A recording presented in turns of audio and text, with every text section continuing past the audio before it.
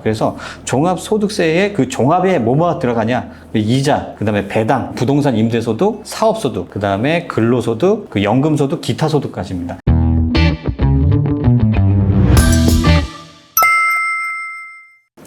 안녕하세요. 5월은 종합소득세 신고의 달입니다. 그래서 오늘은 종합소득세 신고에 대해서 간단하게 말씀을 드릴게요. 일단 5월에 신고해야 되는 분들이 있고 6월에 신고해도 되는 분들이 있어요. 그래서 따져보면 이제 매출 기준이죠. 성실신고 확인제도라고 해서 부동산 임대업이라든지 뭐 전문직종, 그 다음에 뭐 보건업종 이런 것들은 전부 다 매출액이 5억 기준이에요. 그래서 5억이 안 될 경우에는 5월 달에 반드시 신고를 해야 되고요. 그 다음에 5억이 넘을 경우에는 5월에서 6월에 걸쳐서 이제 신고를 하게 됩니다. 만약에 업종이 제조업이나 뭐 음식, 숙박업이다 그러면 7억 5천이 기준이에요. 그래서 7억 5천이 안 되면 5월에 신고, 넘으면 이제 6월에 신고 이렇게 됩니다. 그리고 농업이라든지 도소매업이다, 그 다음에 부동산 매매업이다 이런 건 15억 기준입니다. 연에. 우리가 이제 병원을 기준으로 한다고 하면 실제로는 이제 5월 달에 신고하시는 분보다는 6월 달에 신고하시는 분들이 아마 많을 거예요. 물론 신고 기간은 5월부터 6월 말까지입니다. 그래서 5월에 미리 신고도 가능해요. 근데 소득세 신고할 때 병원 같은 경우에는 일단 경비를 좀 잘 챙겨야 돼요. 그래서 병원에서 누락되는 경비가 뭐가 있을까라고 보면 제일 처음으로 꼽는 거는 환불금이라든지 아니면은 할인액 같은 걸 둘 수 있어요. 예를 들어서 우리가 서울에서 개원을 해서 뭐 진료를 보고 있는데 누구 소개로 저 멀리서부터 왔대요. 그래서 뭐 차비가 한 10만 원 들었나 봐. 그래서 한 3만 원 정도 할인해 줬어요. 비급여는 할인도 가능하잖아요. 근데 이거 같은 경우에는 실제로 우리가 10만 원인데 뭐 7만 원만 받을게요 라고 하면 할인 금액은 7만 원이 매출로 들어가면 되는 거니까 큰 의미는 없습니다. 근데 만약에 카드로 하고 차비를 어느 정도 지급을 했다고 하면 요거는 경비로 들어가야 될 수도 있습니다. 이게 주차비랑 비슷한 거거든요. 주차권을 드리는 경우도 있지만 주차비를 들여서 결제를 하게 만드는 경우도 있어요.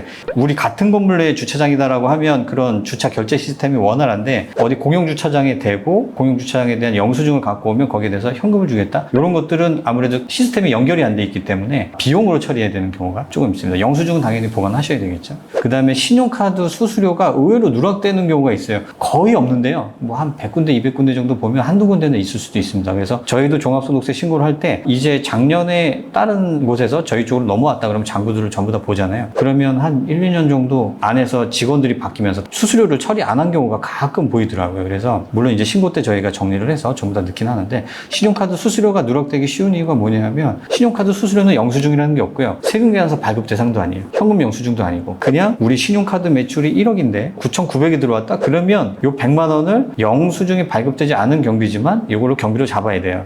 그러니까 결국에는 그냥 일반 전표에서 쳐놓는 거죠.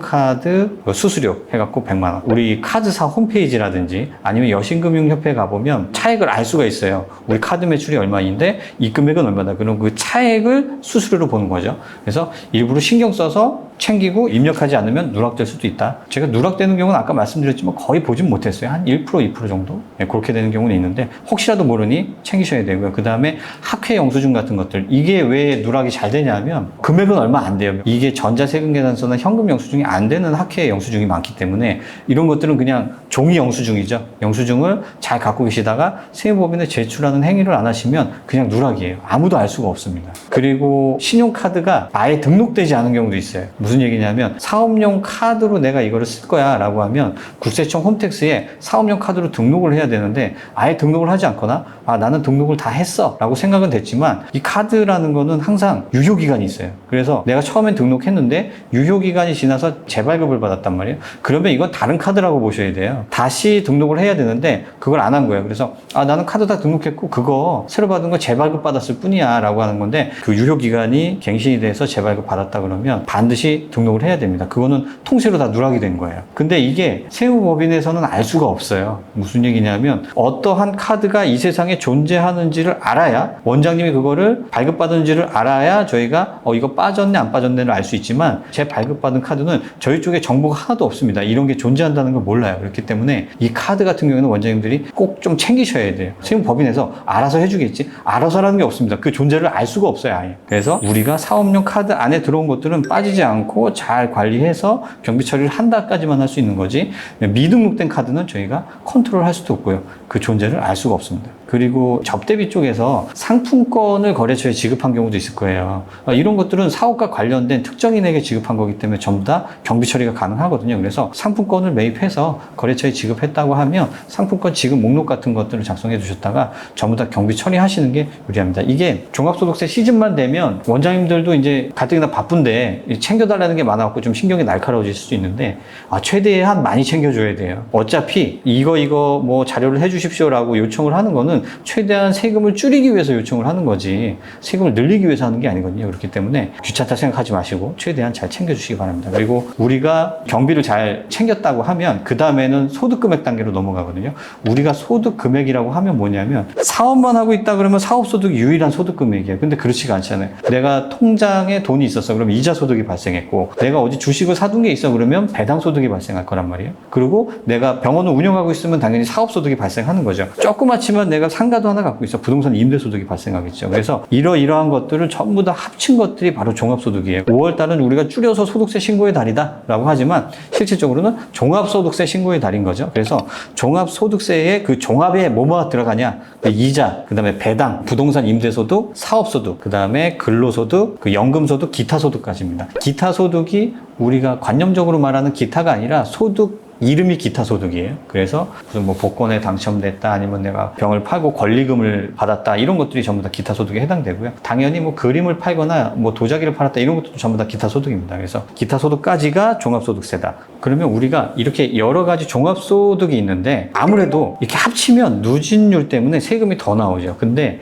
우리의 선택에 의해서 분리과세라고 해서 따로 떼어놓고 세금을 낼 수 있는 경우가 있어요. 이게 뭐냐면 기타소득이죠. 기타소득은 소득금액 기준으로 연 300만 원은 내가 종합소득으로 편입해서 신고할지 아니면 따로 떼서 이 기타소득 세율만 따로 적용해 갖고 신고를 할지 정할 수가 있습니다. 이게 받는 금액 300이 아니고요. 받는 금액에서 경비를 제한 소득금액 300 기준이에요. 그러면 우리가 일반적인 뭐 강의라든지 이런 것들은 필요경비율 70%를 적용하거든요. 그러니까 1년에 1000만 원을 받아도 필요경비율이라는 건 70%를 경비를 인정해 준다는 거예요. 그냥. 그러면 30%에 해당하는 300만 원이 되겠죠. 그러면 내가 작년에 기타소득을 1000만 원을 받았으니까 70% 공제하고 300만 원이다. 이거는 종합소득세에 합쳐서 신고할 수도 있고 아니면 이거 기타소득세 원천세율 이미 냈으니까 이건 분리해서 따로 신고할래 라고 정할 수 있어요. 근데 아무래도 종합소득세에 편입되는 게 누진세율 때문에 불리하니까 따로 떼어내는 게 무조건 유리하지 않느냐라고 할 수 있는데 그렇지 않은 경우도 있습니다. 뭐냐면 전체 소득이 많지 않을 때 그럴 경우에는 우리가 소득세율이 6%부터 시작하기 때문에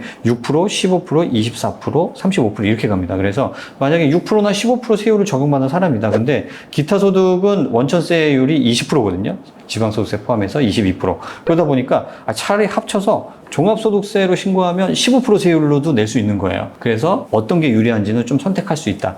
그리고 이자나 배당 같은 경우는 아시겠지만 2천만 원까지는 그냥 15.4%가 끝이거든요. 그리고 그걸 초과하는 금액만 종합소득세에 합산해서 이제 신고를 하게 됩니다. 마지막으로 주택임대소득이 있는데 주택임대소득이 금액이 크지 않으면 우리가 분리과세 신청을 해서 신고를 할 수 있어요. 그럴 경우에는 아무래도 원장님들 같은 경우에는 유리하겠죠. 왜? 우리 기존 소득이 많기 때문에 주택소득이 있다 그러면 이거를 합치는 것보다는 아무래도 분리과세에서 신고하는 게 더 유리할 것 같습니다. 그리고 그 다음 단계가 우리 소득공제인데 소득공제 중에서는 우리 부양가족공제가 대표적이겠죠. 근데 부양가족이라는 건 우리 부모님, 그 다음에 배우자, 자녀 이런 분들을 내 피부양자로 올려서 거기서 공제를 받는 거예요. 근데 건강보험료의 피부양자랑은 달라요. 무슨 얘기냐면 건강보험료 같은 경우에는 우리 건강보험증에 소득이 없고 누구 자식의 피부양자로 들어가 있다? 그러면 종합소득세도 그거 따라가야 되나? 그런 건 아닙니다. 종합소득세는 따로 신고할 수가 있어요. 그래서 나와 같이 살지 않아도 되고요. 대신 부모님이 소득이 없어야 되겠죠. 왜? 소득이 있으면 부모님 본인 스스로가 종합소득세 신고 대상자가 되는 거죠. 나처럼. 이 소득이 없어야 나의 부양자로서 공제를 받을 수가 있는 거예요. 그래서 만약에 부모님이 두 분이 계신데 두 분 다 소득이 없어요. 그러면 그래서 아버지는 형이 공제받아도 되고요. 어머니는 이제 제가 공제받아도 됩니다. 두 분이 소득이 없다고 하면. 그래서 같이 살지 않고 생계를 책임지고 있으면 얼마든지 부양가족 공제가 가능하고요. 그 다음에 부모님이 만약에 70세가 넘으셨다 그러면 100만 원 추가 공제가 있어요. 그리고 가족 중에 장애인이 있다 그러면 기본 공제는 150만 원씩 가는 거고요. 인당. 그 다음에 장애인 같은 경우에는 인당 200만 원 정도가 추가 공제가 됩니다. 이게 부양가족 공제고요. 만약에 친구하는 내가 부녀자다, 남편이 있다라고 하면 50만 원 더 공제를 해주고요. 그 다음에 남편은 없는데 피부양자가 있어, 자식이 있어, 거느려야 될 사람이 있어 라고 하면 거기에 대해서도 부녀자 공제 50만 원 원을 또 받습니다. 그리고 이제 뭐 이거 큰 금액은 아닌데 소득공제 중에서 노란우산공제가 있죠. 그래서 대부분 병원 같은 경우에는 1년 소득금액 1억이 넘기 때문에 순이익이죠. 이런 경우에는 연에 한 200만 원 정도 노란우산공제를 받으실 수 있고요. 그 다음에 이건 좀 큰 금액인데 벤처투자 소득공제, 이거 요즘에 굉장히 많이 하시죠. 그래서 1년에 보통 3천에서 5천만 원 정도 공제를 하시는데 이거 빠지면 타격이 큽니다. 이거는 투자 확인서만 있으면 소득공제가 가능하기 때문에 투자한 회사에 연락을 하셔서 투자 확인서를 받으신 다음에 그것을 세무법인에 제출을 하게 되면 5천만 원 정도 투자를 하실 경우에는 세금으로 1,900에서 2,100 사이 이 정도가 세금 절세 효과가 있어요. 그래서 다른 건 다 빼놔도 벤처투자 소득공제는 절대 빼놓으시면 안 돼요. 그리고 좀 소소하지만 연금저축이라든지 IRP 계좌 같은 경우에도 합쳐서 연에 900만 원 정도까지는 공제 대상이 돼요. 근데 900만 원을 공제하는 게 아니라 납입액 900만 원까지는 13.2%를 공제를 해줍니다. 금액이 아주 크진 않습니다. 한 105만 원 정도? 지방소득세 포함해서 한 그 정도 금액 되고요. 만약에 직장인이 똑같이 IRP나 연금저축을 가입해서 공제를 받는다 그러면 여기 16.5% 정도 받아요. 근데 소득금액 5,500만 원 넘어가는 우리 사업자 같은 경우에는 13.2% 정도로 보시면 될 것 같습니다. 그래서 이런 공제 놓치지 마시기 바라고, 그 다음에 통합고용세액공제와 통합투자세액공제 두 개, 요게 제일 커요. 우리 사업자, 특히 병원도 다 해당이 되죠. 통합고용세액공제는 우리가 직원이 늘어나면 늘어난 만큼 세액공제를 해준다. 얼마를 해주냐? 청년 같은 경우에는 1,450만 원 서울, 그 다음에 지방 같은 경우에는 1,550만 원 이렇게 공제를 해줘요. 그리고 청년이 아닌 일반 직원은 850만 원, 950만 원 정도 공제를 해주죠. 이거는 세금에서 그냥 까주는 겁니다. 근데 세금에서 이렇게 공제를 해주는 게 예를 들어서 12월 31일 기준이냐? 그건 아니고 매월 말일에 인원수를 체크하는 거죠. 그래서 만약에 내가 전년도보다 한 명이 늘었어 라고 하려면 1월부터 12월까지 계속 월급을 주고 있으면 한 명이 늘은 거고요. 7월부터 12월까지 월급을 주고 있으면 이건 0.5명이 늘은 거죠. 가중 평균이니까. 그렇게 보시면 되고, 그 다음에 이거는 뭐 병원은 해당 안 되겠지만 창업 감면이라든지 이제 중소기업 특별세액 감면, 중소기업 특별세액 감면이 병의원들도 되긴 돼요. 의료법인은 원래 됐고 의원들은 몇 년 전부터 되긴 되는데 해당자가 별로 없습니다. 요양급여가 80% 이상이어야 되고 순이익이 1억 이하여야 되고 뭐 이런 조건이 있어서 실질적으로 저희가 모니터링 해보니까 중소기업 특별세액 감면을 받을 수 있는 요건에 해당되는 경우가 거의 없더라고요. 그래서 중소기업 특별세액 감면 같은 경우에는 세무사님과 상의를 해서 해당이 되면 적용을 하시기 바랍니다. 다만 감면끼리는 중복이 안 되기 때문에 가장 큰 감면을 받으시는 게 좋겠죠. 오늘 여기까지 하겠습니다. 감사합니다.